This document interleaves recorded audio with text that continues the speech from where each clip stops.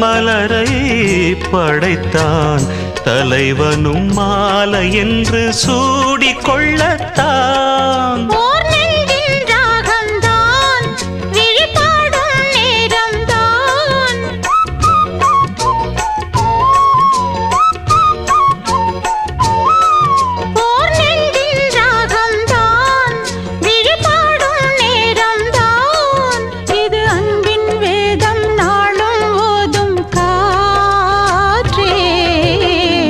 வைகை நதி ஓரம் பொன்மாலை நேரம் காத்தாடுது.